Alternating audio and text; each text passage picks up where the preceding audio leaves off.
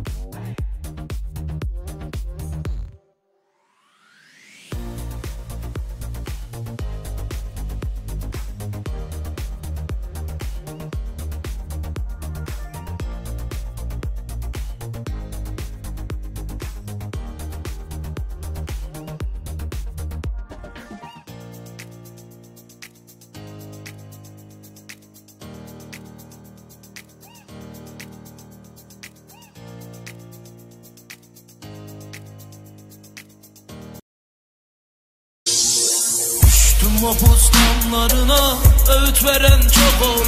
Düştüm mapus damlarına, öğüt veren çok ol.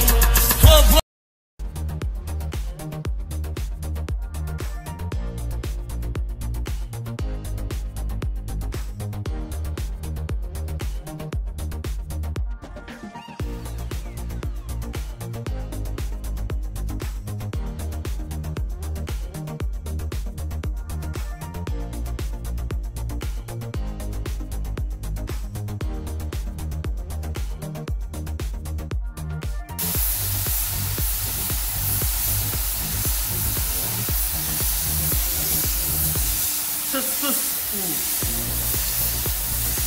Ellerimi kollarımı haline uğraşıyoruz arkadaşlar. Bu videoyu beğenmeyi unutmayın ya. Lütfen ya. Bu videoyu beğenin. Like atın, yorum yapın. Kesinlikle emrivaki yapmıyorum ama görüyorsunuz işçiliği, emeği. Bu benim arkadaşım, kardeşim, abim, fark etmiyor. Hani beraber yapıyoruz. Hani bu işini beraber yapıyoruz. Bu kadar işçiliğe şunu esirgemeyin. Bunu yapan yapsın, sıkıntı yok. Gönlünüz bilir, gönlünüz.